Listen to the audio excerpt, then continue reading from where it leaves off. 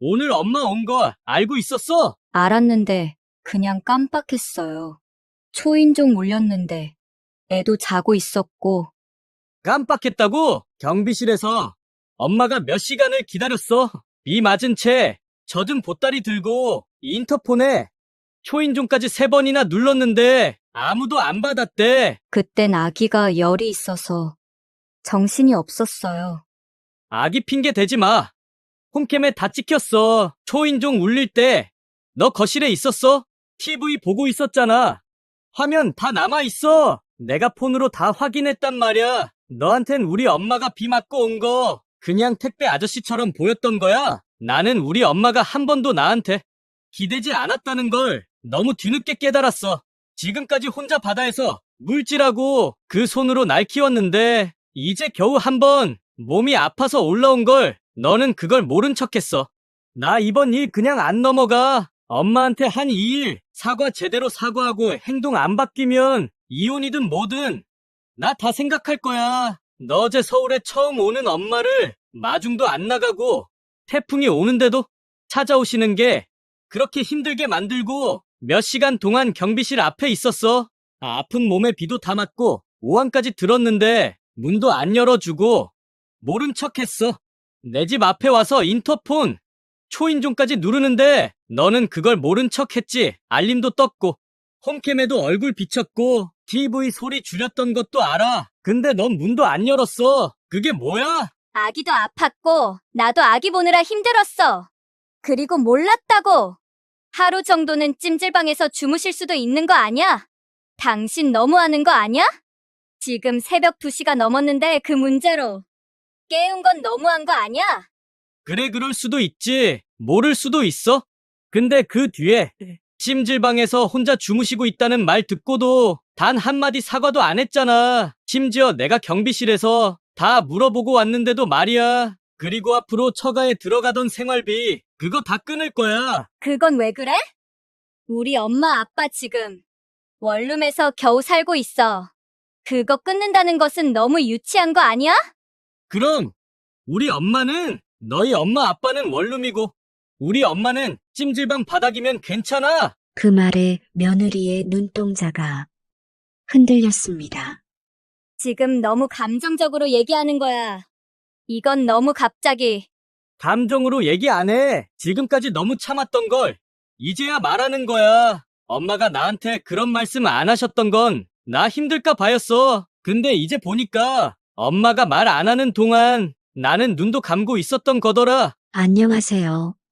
오늘 사연의 주인공은 경남 사천에서 평생 물질을 해온 해녀 70살 박옥자 할머니입니다.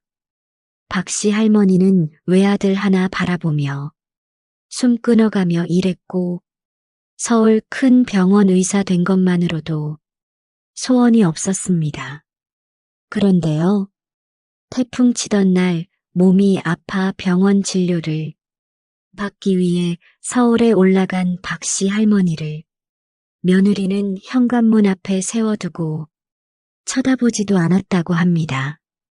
비에 젖어 떨며 아파트 경비실에 앉아있던 그 밤, 할머니 마음도 같이 얼어붙었습니다.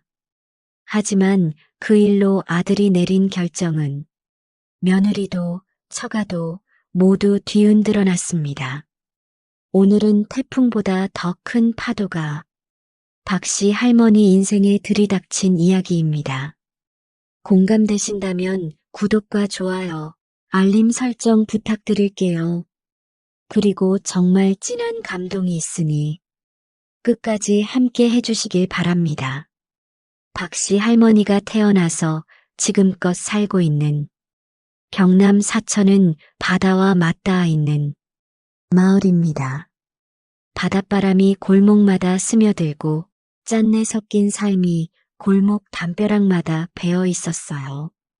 사천에서 뱃사람과 결혼 후 작은 배를 하나 사서 함께 바다로 나갔습니다. 배도 그물도 함께 손질했고 작은 농사까지 함께 했습니다.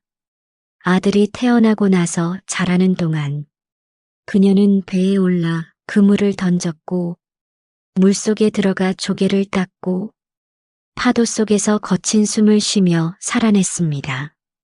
하지만 그 소중한 일상이 무너진 건 아이가 초등학교 3학년이 되던 해였습니다.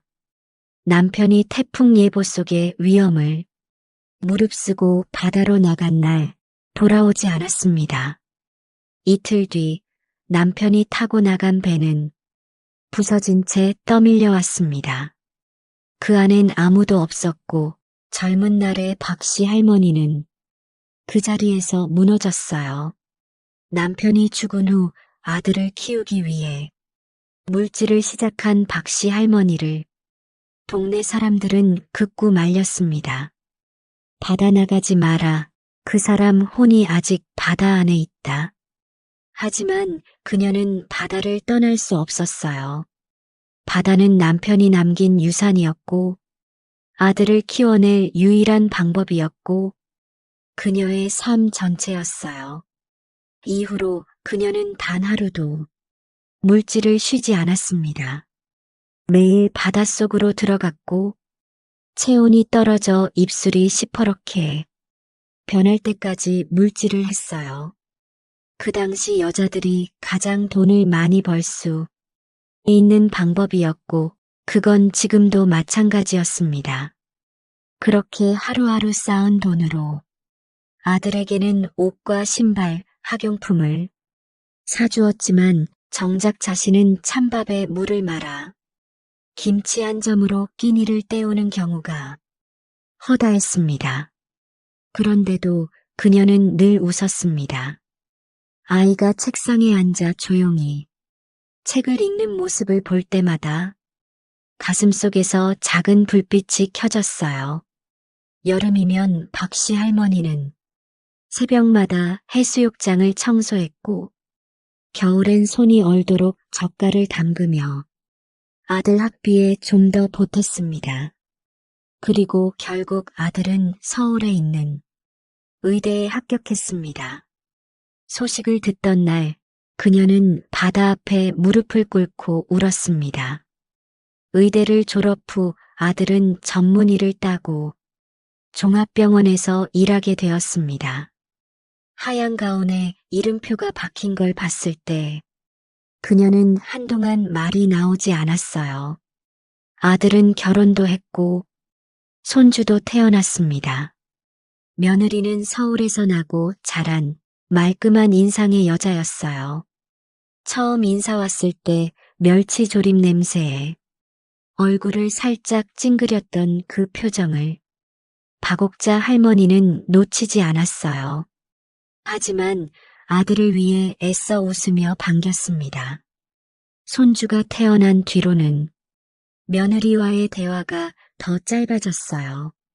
그래도 박씨 할머니는 신경 쓰지 않으려 했습니다. 아들만 잘 지내면 된다고 스스로를 달랬어요. 결혼식이 끝나고 손주가 태어난 이후에도 박옥자 할머니는 예전처럼 해녀일을 멈추지 않았습니다. 그녀에겐 바다가 곧 일터였고 삶의 터전이었어요. 하지만 이상한 기운이 몸에 감돌기 시작한 건 손주가 돌을 막 지났을 무렵이었습니다. 처음엔 그냥 피로가 쌓인 줄 알았어요. 잠수복을 입고 바닷속으로 내려갈 때 예전보다 숨이 금세 가빠졌습니다. 물 위로 올라올 때마다 두 다리에 힘이 풀렸어요. 잠수복을 입고 들어가면 숨이 턱턱 막히고 가슴이 쿡쿡 쑤시는 날이 많아졌어요. 아이고, 이게 왜 이러지? 바닷속에서 올라온 그녀는 종종 무릎 위를 짚으며 숨을 고르곤 했습니다. 전에는 물 밖으로 나와도 바로 다시 잠수를 반복했는데 요즘은 바위에 앉아 쉬는 시간이 더 많아졌어요. 이제 나이 들어서 그런가? 이 정도야 별일 아니겠지. 그녀는 그렇게 자기 몸을 위로했어요. 하지만 증상은 점점 심해졌습니다. 아침마다 일어날 때면 손가락이 저려왔고 무릎이 잘 펴지지 않아 몇 걸음씩 절뚝였어요. 밥을 지으려고 쌀을 씻다 떨어뜨린 날은 눈물이 날 뻔했습니다. 어떤 날은 젓가락질도 힘들게 느껴지기도 했습니다. 가장 힘들었던 날은 조개를 캐던 도중 다리에 힘이 풀려 물속에서 중심을 잃고 쓰러질 뻔한 날이었습니다. 숨이 제대로 들이마셔지지 않아 한참을 물가에 엎드려 숨을 고르며 기침을 한 적도 있습니다. 어느 날 마을 이장 부인이 물었습니다. 영민이 엄마, 요즘 왜 그렇게 힘들어 보이냐? 혹시 순병 온 거 아냐? 그 순간 그 말이 귓가에 박혔습니다. 순병은 해녀들 사이에서 전해 내려오는 무서운 이름이었어요. 몸속에 생긴 기포가 혈관을 막고 감각을 잃게 하고 심하면 죽음에 이를 수도 있다는 병. 이름부터가 숨이 막히는 병이었어요. 그녀는 밤새 뒤척이며 고민했습니다. 결국 며칠 뒤 진주에 있는 대학병원을 찾기로 결심했어요. 서울까지는 엄두도 안 났습니다. 서울은 TV에서만 보던 다른 세상이었어요. 병원 접수 창구에서 처음 오셨습니까? 라는 말을 듣고 그녀는 민망하게 고개를 끄덕였습니다. 얘 평생 병원은 감기 말고 와본 적이 없어요. 접수한 진료 대기표를 들고 긴 복도 의자에 앉았습니다. 주변 사람들은 휴대폰을 만지작거리며 시간을 보내고 있었어요. 그녀는 작게 접어놓은 손수건을 손에 쥔 채 의자에 조심스레 앉아 허리를 곧게 펴고 기다렸습니다. 왜 여기까지 왔을까? 그냥 좀 더 참고 살지 그랬나? 괜히 아픈 티 내면 아들한테 걱정 끼칠 텐데 생각하니 마음속이 복잡해졌어요. 진료실 문이 열렸고 번호가 불리자 그녀는 천천히 의사 앞에 앉았습니다. 오랜 시간 해녀 일을 하셨다고요? 의사의 질문에 그녀는 고개를 끄덕였습니다. 네, 거의 30년 넘게요. 그동안 딱히 크게 아픈 적은 없었어요. 의사는 정밀 검사 결과를 보며 말을 이어갔습니다. 어머님, 지금 나타나는 증상들은 잠수병 초기로 보입니다. 정확한 명칭은 감압병 혹은 잠수병이에요. 박옥자 할머니는 의사의 입에서 나온 그 말을 무겁게 받아들였습니다. 순병 그거군요. 목소리가 떨렸어요. 그렇습니다. 잠수 중 체내에 축적된 질소 기포가 갑작스러운 수압 변화로 혈관과 신경을 자극합니다. 그래서 관절통, 신경저림, 마비, 호흡곤란까지 나타날 수 있어요. 의사는 그녀의 무릎, 손가락 관절, 폐 상태까지 하나하나 설명해 주었습니다. 지금은 진행 초기이긴 하지만 계속 물질하시면 위험할 수 있어요. 어느 날 갑자기 쓰러질 수도 있습니다. 그 말을 듣고도 박옥자 할머니는 아무 말 없이 고개만 끄덕였습니다. 손끝이 저릴 때도 많고 숨이 막힐 때가 있어요. 허벅지에 힘이 빠져서 물속에서 중심 잡는 게 힘들어요. 그녀의 목소리는 낮고 조용했지만 그 안에 스며든 슬픔은 깊었어요. 의사는 단호히 말했습니다. 지금 당장 물질은 중단하셔야 합니다. 그리고 꾸준히 재활과 약물 치료가 필요해요. 진료를 마치고 복도 끝 창문 앞에 섰을 때 박옥자 할머니는 빗방울이 흘러내리는 유리창을 바라봤습니다. 그 작은 빗방울이 바다처럼 느껴졌어요. 이제 그만 바다랑 인사할 때가 됐나. 그렇게 지겹던 바다였는데 막상 그만두라니 왜 이렇게 가슴이 아프냐. 그녀는 가방 속에 진료지를 조용히 접어 넣었습니다. 집으로 돌아오는 길, 비닐봉지에 담긴 병원 약 봉투가 무겁게 느껴졌어요. 며칠 동안 그녀는 물질을 나가지 않았습니다. 대신 해산물 손질하는 공방에서 손님들에게 멸치, 조개를 팔며 시간을 보냈어요. 몸은 조금 나아졌지만 마음은 더 아팠습니다.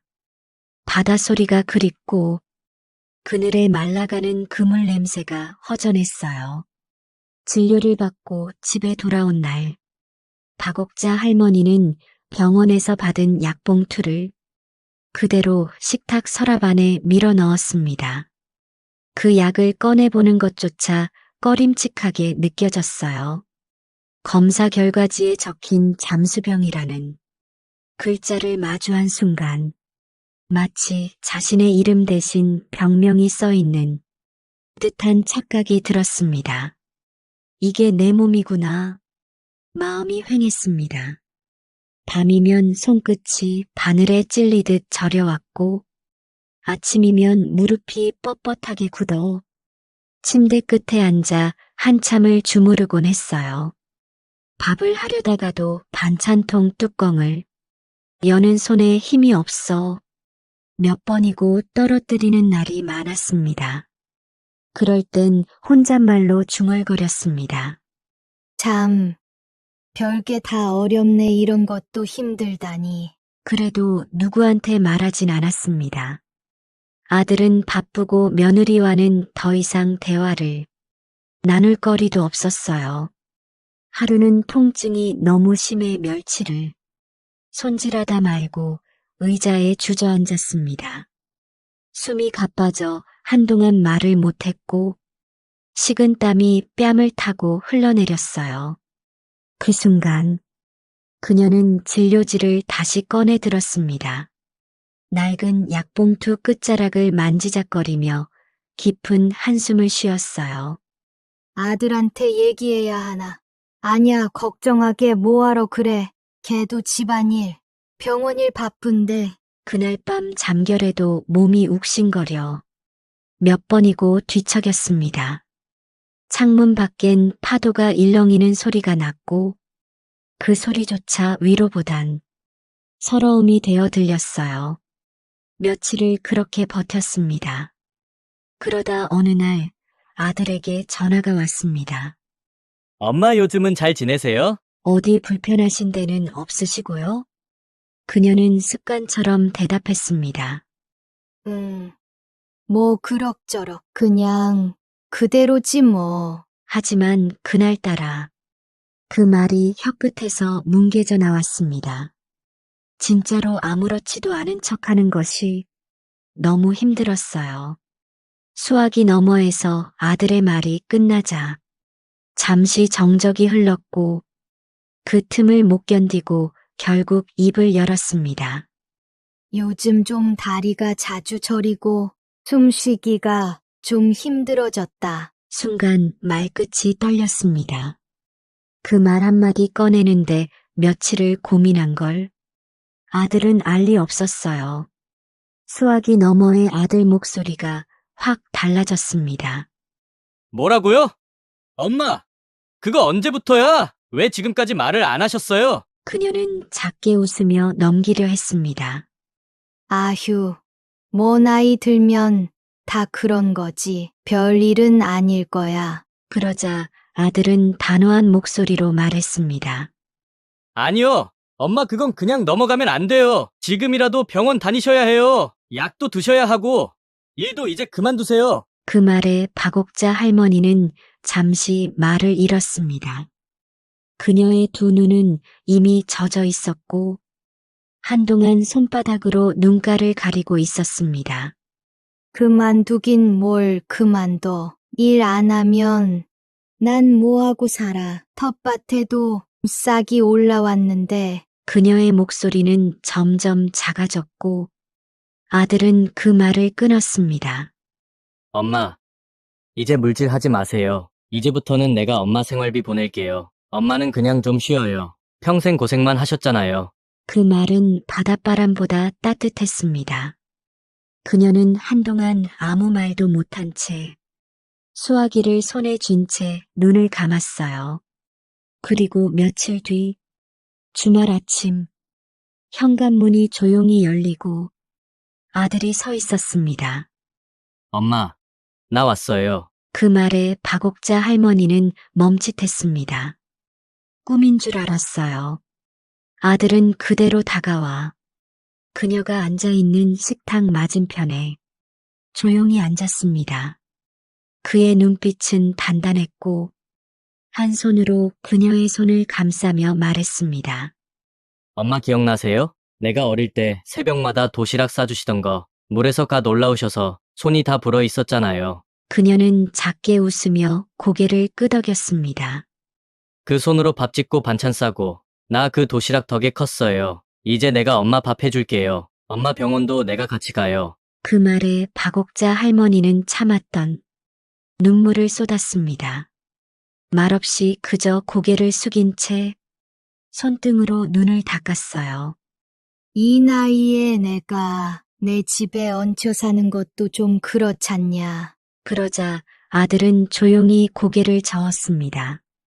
엄마가 있어야 우리 집이 진짜 집이에요. 절대 부담 아니에요. 아니, 나는 그냥 여기서 살 거야. 아파트 생활이, 도시 생활이 나한테 익숙하지는 않아. 그리고 오히려 불편할 것 같아. 그날 저녁 두 사람은 함께 고등어를 구워 먹었습니다. 오랜만에 뚝배기에 된장찌개를 끓이고 밥을 2공기나 먹었어요. 식탁에 마주 앉은 건 정말 오랜만이었습니다. 어릴 때 아들에게 밥을 떠주던 손으로 이젠 아들이 어머니에게 나물을 올려주고 있었어요. 박옥자 할머니는 밥을 먹다 말고 숟가락을 내려놓으며 말했습니다. 이렇게 앉아서 밥 먹는 것도 얼마만인지 모르겠다. 아들은 조용히 웃으며 그녀를 바라봤습니다. 그리고 잠시 머뭇거리더니 입을 열었어요. 엄마, 사실 오늘 내려온 이유가 있어요. 엄마 상태 그냥 두면 안 될 것 같아서 내가 서울 병원에 진료 예약 다 해놨어요. 박옥자 할머니는 순간 숟가락을 멈췄습니다. 그 말이 의외였고 그 말에 담긴 무게가 너무도 크게 느껴졌어요. 병원, 서울 병원까지 왜? 그녀는 의아해했지만 아들의 눈빛은 흔들림이 없었습니다. 진주 병원에서도 정확한 치료 어려워요. 거기선 초기 진단만 했던 거잖아요. 엄마 상태 그냥 순병 수준이 아니에요. 서울에 올라와서 제대로 검진받고 좋은 치료 시작하셔야 해요. 박옥자 할머니는 한참 말이 없었습니다. 입을 꾹 다문 채 된장찌개 국물만 바라봤어요. 서울까지 내가 그 먼 데까지 병원 치료 받으러 간다고? 아들은 어머니가 흔쾌히 대답하지 않자 무릎을 탁자 밑에서 꿇으며 말했습니다. 엄마, 내가 오늘 이렇게 내려온 건 그 말 하려고 온 거예요. 엄마가 서울로 와주셨으면 해서요. 그게 나한테 제일 큰 소원이야. 그 말에 박옥자 할머니의 입술이 떨렸습니다. 한편으로는 든든했고 한편으로는 미안했어요. 나 괜찮다니까 굳이 서울까지 갈 것까진 없지 않니? 그녀는 고개를 숙이며 말했습니다. 그러자 아들은 천천히 어머니의 손을 잡았습니다. 그 손은 여전히 딱딱했고 거칠었지만 자신을 키워낸 세월이 고스란히 느껴졌어요. 엄마 손이 이렇게 굳었는지 몰랐어요. 이 손으로 날 여기까지 키워준 거잖아요. 이제는 내가 엄마 건강 지킬 차례예요. 그 말은 박옥자 할머니가 더 이상 아무 말도 하지 못하게 했습니다. 아들은 손에 들고 있던 서류를 꺼내 그녀 앞에 펼쳤습니다. 서울의 큰 병원 외래 진료 예약서였습니다. 다 준비해놨어요. 엄마는 몸만 올라오시면 돼요. 차표도 끊어드릴게요. 터미널엔 며느리가 마중 나올 거예요. 그녀는 더 이상 버틸 수 없었습니다. 그날 밤 방에 들어가 이불을 덮으며 그녀는 오랜만에 마음 놓고 울었습니다. 며칠 뒤 박옥자 할머니는 낡은 보따리를 쌌습니다. 진료기록지와 약봉투, 서울병원 예약증, 그리고 손주에게 줄 사천의 꿀빵과 며느리가 좋아하는 직접 말린 멸치를 넣었어요. 마당 텃밭에 심어둔 가을 채소의 새싹이 올라오는 걸 한참 바라보다 작게 중얼거렸습니다. 조만간 다시 오마. 이젠 너희가 아니라 내 몸을 먼저 살펴야겠네. 그리고 서울행 버스에 몸을 실었습니다. 차창 밖엔 가을비가 조용히 내리고 있었습니다. 그날 새벽 하늘은 이미 눅눅했습니다. 예보에 따르면 태풍이 제주도를 지나 서울로 올라오고 있었고 경남 사천의 바람도 평소보다 강하게 불고 있었습니다. 버스는 사천을 출발해 진주, 대전, 천안을 거치며 고속도로 위를 미끄러지듯 달렸습니다. 창문에 맺힌 물방울이 하나둘 흘러내렸고 그 길을 따라 박옥자 할머니의 시선도 멍하니 흘렀어요. 그녀는 몇 번이고 손가방 속 종이를 꺼내봤습니다. 거기엔 아들 집 주소와 병원 이름, 며느리 번호가 적혀 있었어요. 서울 사람이 많다더니 과연 그렇겠지. 그래도 며느리가 마중 나온다 했으니 겁낼 거 없다. 그녀는 그렇게 마음을 붙들고 차창에 비친 흐릿한 자기 얼굴을 바라보며 숨을 고르곤 했습니다.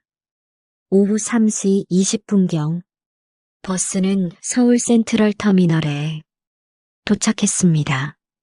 안내방송이 울리고 사람들이 하나둘 일어났습니다. 그녀도 보따리를 챙겨 조심스럽게 차에서 내렸습니다. 버스 문이 열리는 순간 비바람이 온몸을 훑고 지나갔습니다. 서울의 공기는 사천 바닷바람과는 전혀 달랐습니다. 차갑고 오염된 공기는 그 안엔 익숙한 냄새가 전혀 없었어요. 어디에 있을까? 그녀는 두리번거리며 주위를 살폈습니다. 도시 사람들의 발걸음은 빨랐고 표정은 굳어 있었으며 그 누구도 그녀처럼 가만히 서 있는 노인을 돌아보지 않았습니다. 보따리를 왼손에 들고 그녀는 발돋움하듯 고개를 빼며 며느리의 얼굴을 찾았습니다. 하지만 아는 얼굴은 보이지 않았습니다. 그녀는 수첩을 꺼내며 며느리 번호를 눌렀습니다. 신호음이 울렸습니다. 한 번, 두 번, 세 번, 그리고 그대로 끊어졌어요. 왜 안 받지? 차가 막히나? 설마 잊은 건 아니겠지. 다시 전화를 걸었습니다. 이번에도 같은 결과였습니다. 점점 불안이 커졌습니다. 태풍이 몰려오면서 여름에서 가을로 넘어가는 다소 차가운 바람이 옷깃 사이로 파고들었고 비는 점점 거세졌어요. 박씨 할머니는 휴대폰을 손에 꼭 쥐고 잠시 망설이다. 이번엔 아들에게 전화를 걸었습니다. 신호는 가지 않았고 곧바로 연결이 되지 않는다는 음성이 흘렀습니다. 다급한 마음에 수첩에 적힌 병원 번호로 전화를 걸었고 간호사의 목소리가 들렸습니다.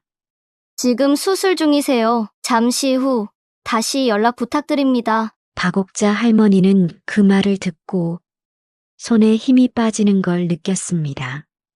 그녀는 의자에 조용히 앉았습니다. 서울이라는 데는 이렇게 사람이 많은데 나는 이렇게 혼자일까? 터미널 기둥 아래 사람들 틈에 묻혀 박옥자 할머니는 몇 번이고 주위를 바라봤습니다. 1시간 가까이 지나도 며느리는 나타나지 않았습니다. 박씨 할머니는 떨리는 손으로 아들 집 주소가 적힌 종이를 꺼냈습니다. 그 종이는 벌써 구겨졌고 손가락 마디가 젖어 있어서 잉크가 번져 있었어요. 그냥 가보자. 여기서 계속 있을 수는 없잖아.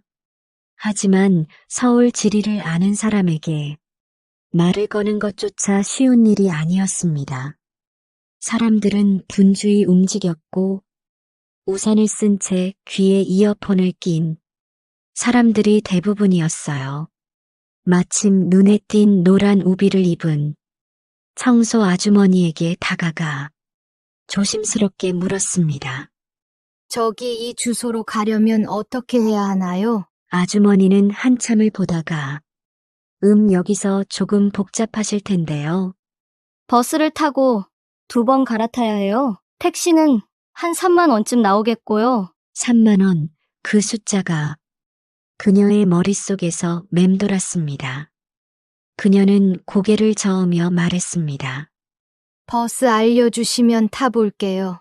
아주머니는 친절하게 노선과 정류장 위치를 설명해줬지만 그 많은 숫자와 방향이 박옥자 할머니의 귀엔 제대로 들어오지 않았습니다. 지도도 지하철도 환승도 그녀에겐 낯선 말들이었어요. 하지만 물어가면서라도 가야겠다는 생각에 보따리를 움켜쥐고 빗속을 나섰습니다. 첫 번째 버스는 간신히 찾았습니다. 비가 계속 내려서 정류장 안내판은 흐릿했고 버스 도착 시간표는 이해하기 어려웠어요. 그녀는 눈에 들어오는 버스를 타고 사람들에게 조심스레 물었습니다. 이 아파트는 어디서 내려야 해요? 학생은 휴대폰을 보며 알려줬고 박씨 할머니는 고맙다고 몇 번이나 인사했어요. 두 정거장 뒤 버스에서 내린 다음 다시 버스 번호를 찾으려 했습니다. 하지만 방향을 잘못 잡았다는 걸 깨닫기까지 다시 5분, 10분이 지나야 했습니다. 길을 헤매는 동안 태풍 때문에 오는 비는 옷을 완전히 적셨고 신발은 이미 물이 차서 걷는 발소리마다 물소리가 났어요. 사람들은 여전히 빠르게 움직이고 있었고 박씨 할머니는 그 흐름 속에 혼자서 거꾸로 걷는 기분이 들었습니다. 서울은 크고 표지판은 어렵고 건물은 높았어요. 이게 어디쯤일까? 박옥자 할머니는 혼잣말을 하며 세 번째 사람에게 길을 물었습니다. 그 사람은 빠르게 걸음을 멈췄고 그 아파트요? 여기서 좀 더 올라가셔야 해요. 횡단보도 건너서 왼쪽으로 꺾고 2블럭 가면 나와요. 말은 친절했지만 그 길은 다시 복잡했고 보따리는 어깨를 눌렀습니다. 그녀는 잠시 멈춰 보따리를 땅에 내려놓고 숨을 골랐습니다. 몸도 무거웠지만 마음은 그보다 더 무거웠어요. 그녀는 그날 낯선 도시 한복판에서 자신이 외톨이라는 걸 너무도 선명하게 깨달았습니다. 그리고 2시간이 지난 뒤에야 그녀는 아들 집이 있는 아파트 앞 정문 앞 경비실에 다다를 수 있었습니다. 경비실 앞 벤치에 앉아 박옥자 할머니는 무릎 위에 보따리를 올려놓고 젖은 손수건으로 얼굴을 닦았습니다. 온몸이 젖어 있어 몸에 한기도 드는 것 같았습니다. 비닐로 감싼 보따리는 벌써 가장자리가 젖어 있었습니다. 그녀는 그걸 무릎 위에 고이 올려놓고 손으로 몇 번이나 닦았어요. 경비가 조심스럽게 물었습니다. 아들 집 호수는 어떻게 되세요? 11동 703호요. 며느리가 마중 나오기로 했는데 연락이 안 되네요.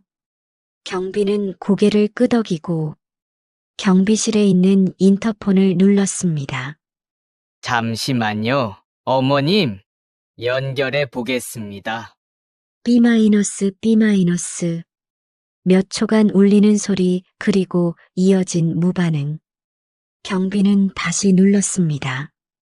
이번엔 조금 더 길게 기다렸어요. 인터폰 소리는 분명 울렸을 텐데 받지는 않았습니다. 경비가 박씨 할머니를 바라보며 조심스럽게 말했습니다. 아무도 안 받으시네요. 다시 한번 해볼게요. 세 번째 인터폰을 눌렀을 때 경비의 목소리는 조금 더 조심스러워졌습니다. 박옥자 할머니는 고개를 숙인 채 손가락을 움켜쥐었습니다. 왼손 약지마디가 욱신거렸고 손끝은 이미 감각이 무뎌졌습니다. 경비는 눈치를 보며 말했습니다. 아무래도 지금 집에 안 계신 걸 수도 있고요. 혹시 아드님 다른 연락처 있으세요? 아들한테도 아까 전화했는데 병원에서 수술 중이라고만 하더라고요. 경비는 고개를 끄덕이며 말했습니다. 그럼 여기서 조금만 기다려보세요. 혹시 안에 계셨다가 나중에 응답하실 수도 있으니까요. 박옥자 할머니는 고개를 끄덕였습니다. 보따리를 끌어안고 벤치 끝자리에 조용히 앉았습니다. 그때가 오후 6시 30분. 비는 여전히 굵게 쏟아졌고 바람이 점퍼 속까지 스며들었어요. 경비실 안에선 TV에서 조용히 뉴스 소리가 흘러나왔고 박씨 할머니는 아무 말 없이 밖을 바라봤습니다. 몇 분 후 경비가 조심스레 다시 인터폰을 눌렀습니다. 하지만 이번에도 반응은 없었습니다. 경비실 안은 따뜻했습니다. 하지만 밖에선 여전히 비가 내렸고 시간은 어느덧 저녁 7시를 넘기고 있었어요. 경비원은 그녀를 흘끗 보며 작게 한숨을 내쉬었습니다. 그는 70대 초반쯤 되어 보이는 남자였고 오랜 시간 이곳에서 일한 듯한 말투였어요. 어머님, 참 복이 안 됐습니다. 이런 날씨에 여기까지 오셔서. 그녀는 고개를 저으며 말했습니다.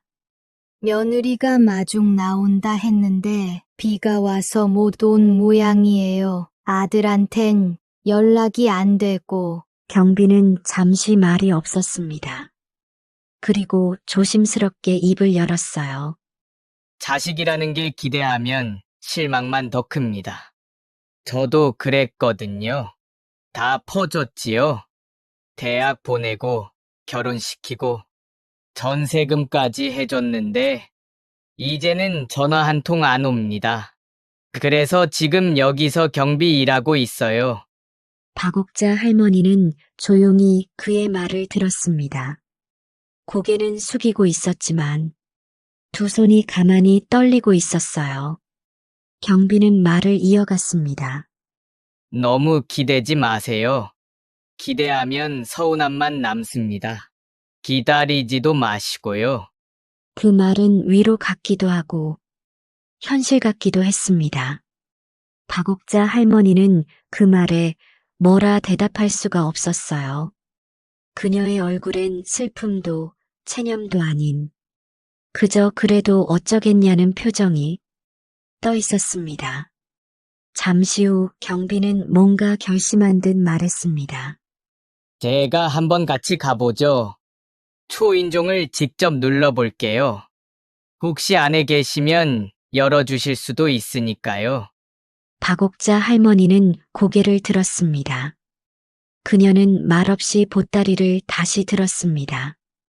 두 사람은 조용히 아파트 복도를 향해 걸어갔어요. 엘리베이터 안에서 경비는 무거운 침묵을 깨듯 말했습니다. 어머님 마음 단단히 먹으세요. 혹시라도 문을 안 여시면 너무 상처받지 마시고요. 그녀는 짧게 대답했습니다. 그냥 얼굴만 보면 돼요. 밥은 안 줘도 돼요. 문이 열리고 두 사람은 조심스럽게 현관 앞에 섰습니다. 경비가 벨을 눌렀습니다. 딩동. 초인종 소리가 실내로 울려 퍼졌습니다. 잠시 뒤 아파트 안에 설치된 홈캠이 켜졌고 거실 TV 옆 스탠드 아래 알림등이 깜빡였어요. 며느리는 아이를 침대에 눕힌 채 휴대폰을 만지다 잠들었고 초인종 소리에 눈을 떴습니다. 택배인가? 그녀는 몸을 일으켰다가 홈캠 화면을 슬쩍 들여다봤습니다. 화면 속엔 비에 젖은 시어머니가 보였습니다. 머리는 젖은 채 이마에 붙어 있었고 보따리는 한 손에 들고 있었습니다. 그 옆엔 경비가 서 있었고요. 며느리는 그 순간 잠시 망설였습니다. 비 오는데 저렇게 젖어서 오셨네. 근데 집안 비린내 나면 어떡하지? 바닷가에서 해녀 일하신다는데. 아기한테 냄새 배면 안 좋은데. 며느리는 그대로 화면을 꺼버렸습니다. 손으로 화면을 내리듯 닫고 소파에 다시 몸을 눕혔어요. 그냥 못 들은 걸로 하자. 어차피 지금 열어도 뭐 해드릴 수도 없고 비 오는데 안 온 줄 알자. 그리고는 다시 담요를 덮었습니다. 방 안은 따뜻했고 박옥자 할머니는 여전히 문 앞에 서 있었어요. 현관 앞에서 경비는 문 쪽을 바라보다 조심스레 말했습니다. 아무래도 안에 계신 것 같긴 한데, 안 봤네요. 박옥자는 웃음처럼 짧은 숨을 내쉬었습니다. 괜찮아요. 다 괜찮아요.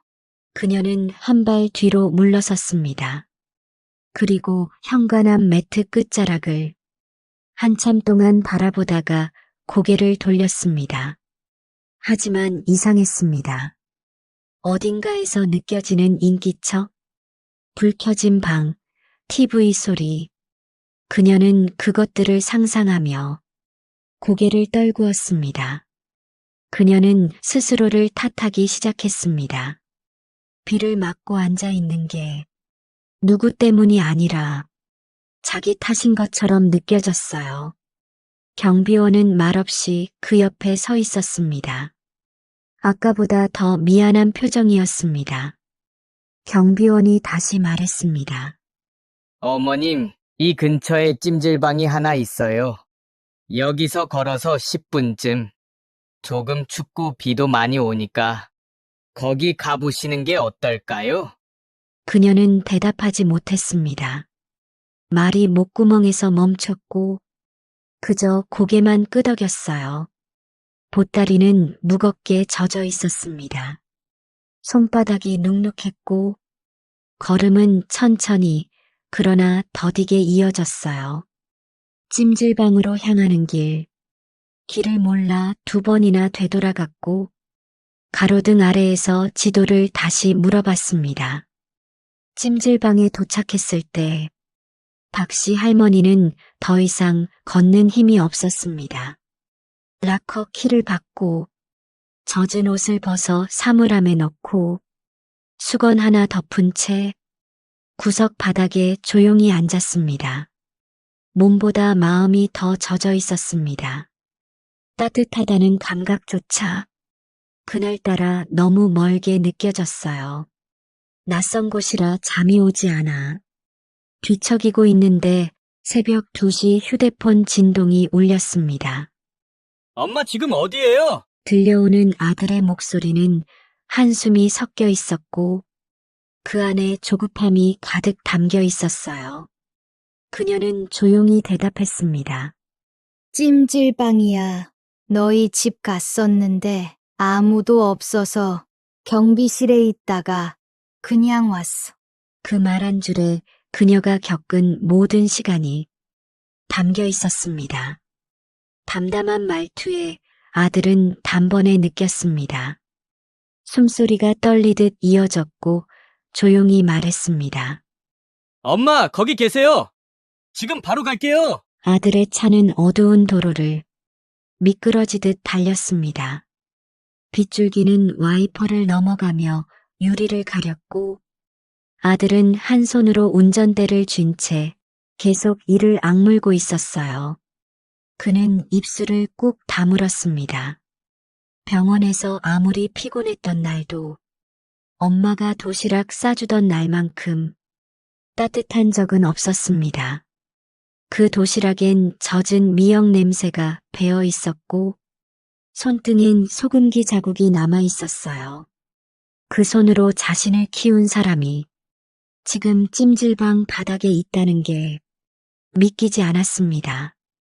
찜질방 문이 열리고 박옥자 할머니가 보따리를 들고 일어나자 아들은 다가와 아무 말 없이 그녀를 안았습니다.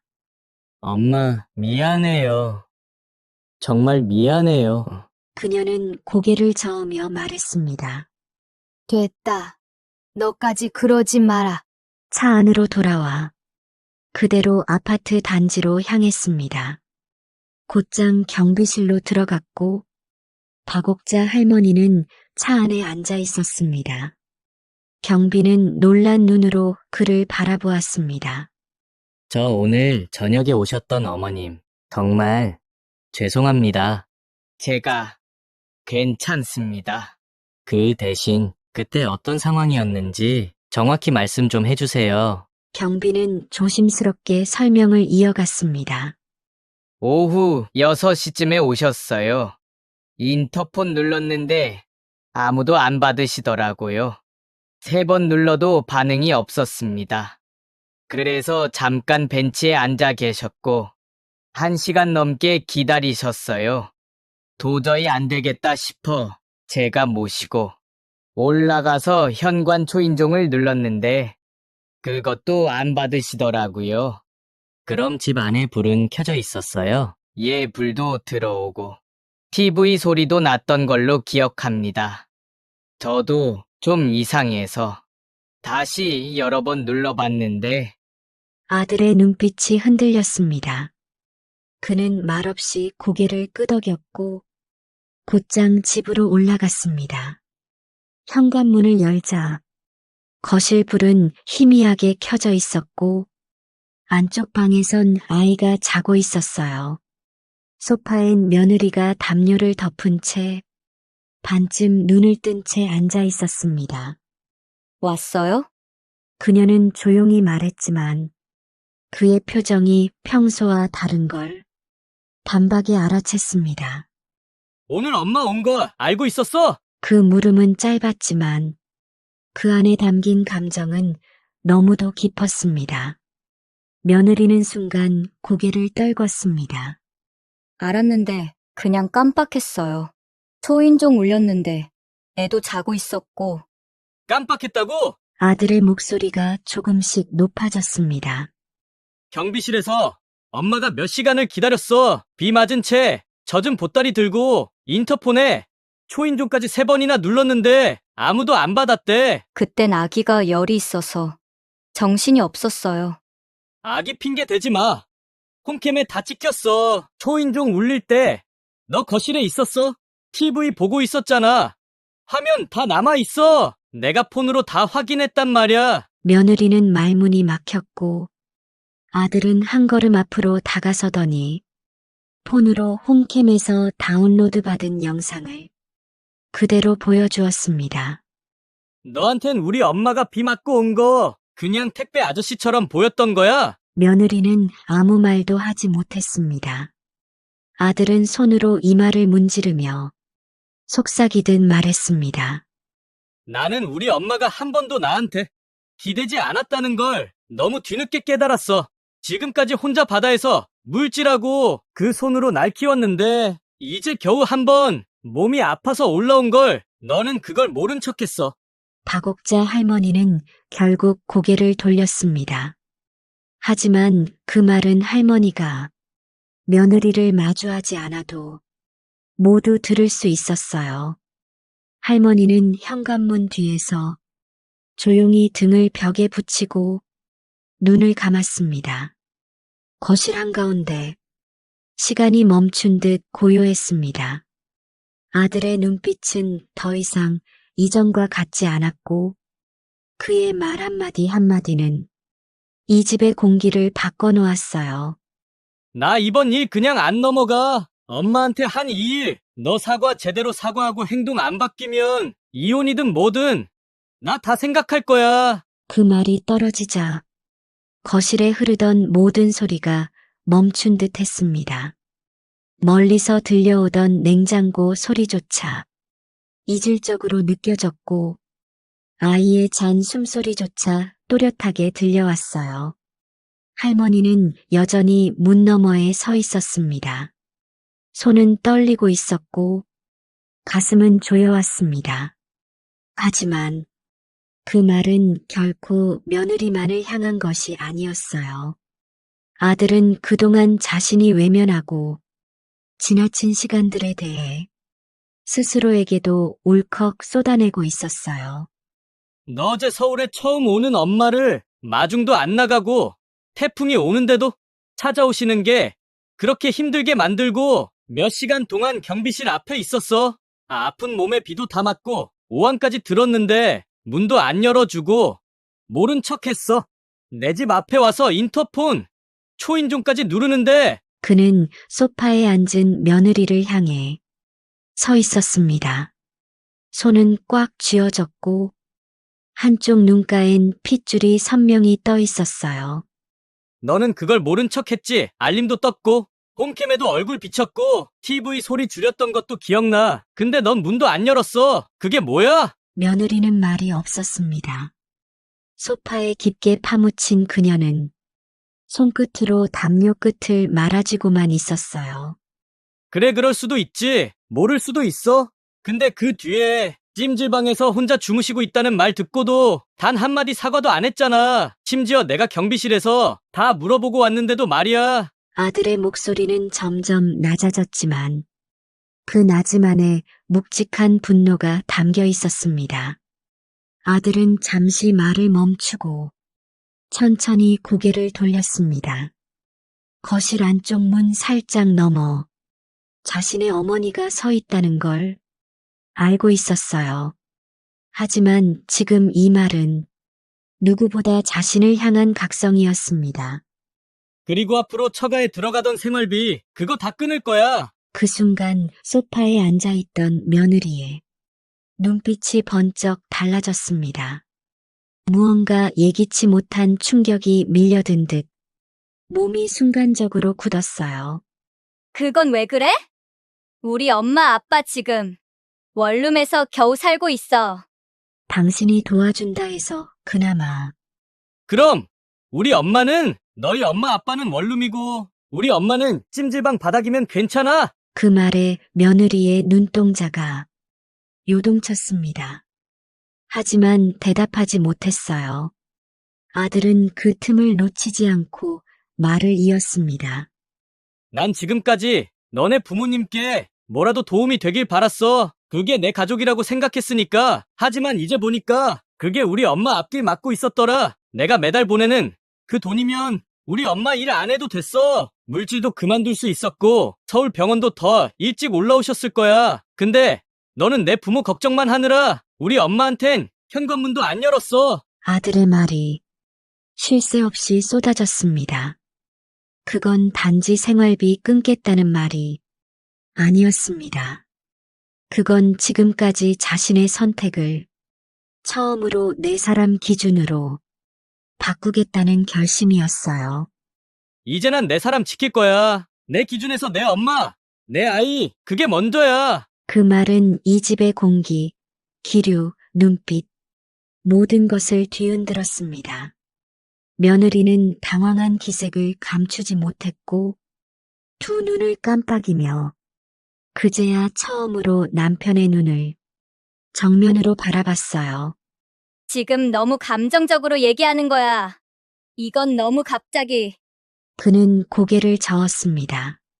감정으로 얘기 안 해. 지금까지 너무 참았던 걸 이제야 말하는 거야. 엄마가 나한테 그런 말씀 안 하셨던 건 나 힘들까 봐였어. 근데 이제 보니까 엄마가 말 안 하는 동안 나는 눈도 감고 있었던 거더라. 말을 마친 아들은 다시 한번 현관 쪽으로 시선을 돌렸습니다. 박옥자 할머니는 문 앞에 그대로 서 있었습니다. 두 손으로 보따리를 안은 채 몸을 벽에 살짝 기대었어요. 그녀는 조용히 입술을 깨물었습니다. 그게 자식의 울분이든 변명 없는 다짐이든 그 무엇도 어미인 그녀에겐 애틋하고 소중했습니다. 그때 아들이 마지막 말을 던졌습니다. 지금 말 안 하면 당신이 나한테 해왔던 모든 사과가 다 거짓이야. 며느리는 일어서서 천천히 고개를 숙였습니다. 입을 떼는데 시간이 걸렸습니다. 그리고 마침내 작은 목소리로 말했습니다. 죄송해요. 제가 너무 몰랐어요. 너무 철이 없었어요. 어머님, 죄송해요. 거실 바닥에 무릎을 꿇은 그녀는 무릎 위로 손을 모으고 손끝을 꼭 잡았습니다. 박옥자 할머니는 그 모습을 조용히 바라봤습니다. 거실엔 여전히 무거운 공기가 흐르고 있었습니다. 며느리는 사과를 했고 그 목소리는 분명 떨림이 있었지만 아들의 마음은 쉽게 풀리지 않았어요. 그는 고개를 끄덕이지도 고개를 돌리지도 않았습니다. 두 손은 여전히 무릎 위에서 꼭 쥐어진 채 그 자리에 그대로 앉아 있었어요. 박옥자 할머니는 조용히 그 모습을 지켜보다 슬며시 거실에서 빠져나왔습니다. 자식들 앞에 오래 서 있는 것도 그 마음의 무게까지 짊어지는 것도 이미 오래된 습관이었어요. 할머니는 작은 방의 방문을 닫고 손에 들고 있던 보따리를 조심스럽게 방 구석에 내려놓았습니다. 거실 한편 시간은 새벽 3시를 향해 흐르고 있었습니다. 아들은 침대에 누웠지만 눈을 감지 못했습니다. 심장은 여전히 쿵쿵 뛰고 있었고 잠이 아니라 뜨거운 피가 몸을 끓이고 있었어요. 그는 결국 이불을 걷어차고 휴대폰을 손에 들었습니다. 연락처 목록을 천천히 훑었습니다. 그리고 손이 멈춘 곳은 장모님 번호였습니다. 그는 스스로에게 그렇게 말하며 단호하게 통화 버튼을 눌렀습니다. 신호가 2번 울리고 장모의 목소리가 나른하게 이어졌습니다. 여보세요, 누구세요?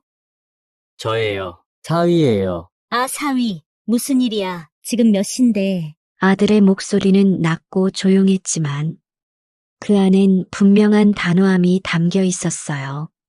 이 시간에 전화드려서 죄송한데요. 지금 안 하면 앞으로 영영 못할 것 같아서요. 장모는 놀란 듯 목소리를 가다듬었습니다. 무슨 일인데 무슨 일이 있었던 거니? 그는 숨을 크게 들이쉬고 마침내 말했습니다.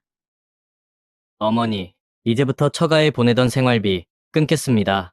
뭐, 이유는 간단해요. 저희 어머니가 오늘 서울에 올라오셨는데 문 앞에서 비 맞고 몇 시간 동안 서 계셨어요. 터미널에 마중도 안 갔고요. 제가 집사람에게 그리 신신당부를 했는데도 비가 오니까 귀찮다고 안 나갔더라고요. 장모는 당황한 듯 말을 잇지 못했습니다.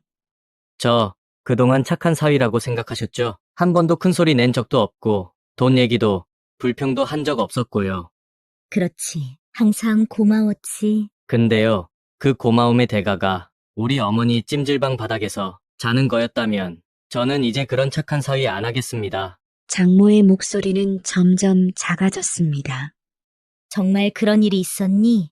네, 있었어요. 그리고 제가 오늘 처음으로 엄마한테 분노 대신 미안함을 느꼈습니다. 그동안 왜 말씀 안 하셨을까? 왜 그렇게 꾹 참으며 우리를 바라보셨을까? 어머니, 죄송하지만 이젠 제 기준으로 삽니다. 처가 일은 처가가 책임지세요. 저는 우리 엄마 챙기겠습니다. 장모는 침묵했고 그 사이 시간은 새벽 3시 14분을 넘기고 있었습니다.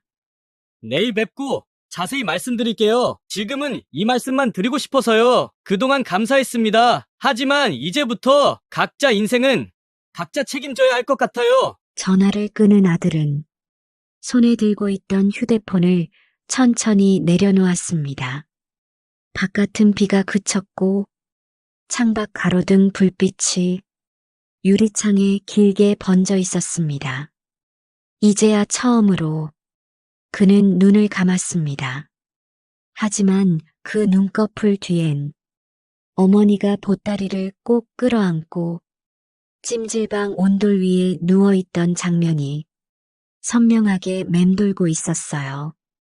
아침 햇살이 희미하게 거실 창문 사이로 스며들 무렵 다곡자 할머니는 식탁에 조용히 앉아 있었습니다. 밤새 한숨도 자지 못한 눈동자는 붉었고 그녀의 앞엔 아직 풀지 못한 보따리가 조심스럽게 내려져 있었어요. 그 보따리는 밤새 물기까지 말랐지만 그 안에 담긴 마음은 아직 젖은 채 그대로였습니다. 거실 쪽에선 가볍게 툭툭 튀는 발소리가 들렸고 뒤따라 들리는 조심스러운 슬리퍼 소리는 며느리의 것이었어요. 서로 마주보지 않아도 어색한 공기가 식탁을 감싸고 있다는 걸 두 사람은 잘 알고 있었습니다. 다곡자 할머니는 손에 들고 있던 물컵을 조용히 내려놓았습니다. 어머님, 며느리의 목소리는 작고 망설임이 가득했습니다. 한참 동안 입을 떼지 못하다 결국 조심스럽게 입을 열었어요. 어제 현관 앞에서 어머님이 비에 젖은 걸 그냥 보고도 제가 문을 안 열었어요. 아기 핑계로 제 편함만 생각했어요. 다곡자 할머니는 고개를 돌렸습니다. 죄송해요. 정말 죄송해요. 그땐 너무 제 생각만 했어요. 그래서 말을 이어가지 못한 며느리는 입술을 깨물며 고개를 숙였습니다. 손등 위에 눈물이 하나 떨어졌고 그제야 다곡자 할머니는 조용히 숨을 내쉬었습니다. 사람이 살다 보면 실수도 하지. 나도 그랬고. 할머니는 손을 뻗어 며느리의 손등을 살며시 덮었습니다. 그 손은 거칠고 단단했고 바닷물과 세월에 절여진 주름이 고스란히 남아 있었어요. 그래도 이렇게 말해줘서 고맙다. 진심이구나 싶어. 내가 얼마나 서운했는지 말로는 다 못해도. 그 말에 며느리는 결국 눈물을 쏟아냈습니다. 그 순간 거실 뒤쪽 침묵을 지키고 있던 아들은 조용히 고개를 숙였습니다. 그는 아무 말도 하지 않았지만 그 눈빛엔 할머니에 대한 안도감이 들어 있었습니다. 며칠 후 아들의 진료 예약일이 돌아왔습니다. 할머니는 거듭 혼자 갈 수 있다고 말했지만 이번만큼은 며느리가 고집을 꺾지 않았어요. 택시 잡아놨어요. 같이 가요, 어머님. 택시 안 두 사람은 처음으로 나란히 앉았습니다. 창밖의 풍경은 변함없이 바빴지만 그 사이 두 사람 사이엔 말없이 생겨난 따뜻함이 흐르고 있었어요. 병원 대기실에서 며느리는 의사에게 먼저 설명을 건넸습니다. 어머님이 예전에 해녀일을 오래 하셨어요. 그때 다친 것들이 누적돼서. 다곡자 할머니는 잠시 며느리를 바라봤습니다. 그 설명 안엔 이해와 배려가 들어 있었고 그녀는 그 따뜻함에 마음이 놓였어요. 의사는 CT 영상을 가리키며 말했습니다. 잠수병이 생각보다 깊게 진행됐습니다. 이젠 절대 물에 들어가시면 안 됩니다. 폐가 약해져서 호흡이 매우 불안정해요. 다곡자 할머니는 담담히 고개를 끄덕였습니다. 오히려 속이 후련했습니다. 이젠 더 이상 바다에 미련을 두지 않아도 된다는 걸 공식처럼 누군가가 알려주는 듯 했어요. 병원을 나오면서 며느리는 조심스럽게 물었습니다. 이제 물질 안 하실 거죠? 응. 이제 너희랑 손주 보는 재미로 살지 뭐. 그 말에 며느리는 처음으로 환하게 웃었습니다. 그 웃음은 예전 생선 손질 냄새에 인상 쓰던 표정과는 전혀 달랐어요. 그리고 주말 초인종 소리가 울렸습니다. 문을 열자 아들의 장인과 장모가 서 있었습니다. 손에는 과일 박스 하나가 들려 있었습니다. 정말 죄송합니다. 장인은 허리를 깊이 숙였고 장모는 눈물을 훔치며 말했습니다. 딸을 그렇게 키운 게 아닙니다. 저희가 너무 몰랐어요. 차동께 그런 일이 있을 줄은. 박옥자 할머니는 그들을 한참 바라봤습니다. 그리고 조용히 고개를 끄덕였습니다. 사람이 살다 보면 다 모를 수도 있는 거죠. 그 애가 사과했고, 이젠 괜찮아요. 이미 다 지났어요. 장인은 눈시울을 붉히며 말했습니다. 앞으론 저희도 딸 잘 교육하겠습니다. 손주도 가족도 이제 제대로 챙기겠습니다. 그 말에 할머니는 다시 한번 고개를 끄덕였습니다. 그날 이후 무언가가 달라지기 시작했어요. 서울에서 머무는 동안 며느리는 박옥자 할머니의 식사부터 병원 진료, 치료까지 꼼꼼히 챙겼습니다. 검사 일정도 체크하고 병원 동행도 스스로 나섰어요. 어머님, 내일은 검사 있으니까 아침은 미음 드시는 게 좋을 것 같아요. 그래, 뭐든 괜찮아. 그럼 제가 낙지죽 해드릴게요. 기운 나시게요. 며느리의 손길도 눈빛도 예전과는 완전히 달라져 있었어요. 설날이 다가오자 며느리가 먼저 물었습니다. 이번 명절엔 내려가실 거죠? 아이랑 같이 가요. 손주가 바다 보고 싶다고 했어요. 지난번에 사천 갔던 거 기억난대요. 박옥자 할머니는 조용히 웃었습니다. 그 웃음 안엔 그래, 이제 우리 가족이 맞구나. 그런 마음이 담겨 있었어요. 며느리는 더 이상 비린내의 인상을 쓰지 않았습니다. 오히려 박옥자 할머니가 손질한 여러 가지 생선들로 반찬을 만들어주기도 했어요. 며느리가 만든 멸치볶음을 젓가락으로 집어 손주 밥 위에 올리며 말했습니다.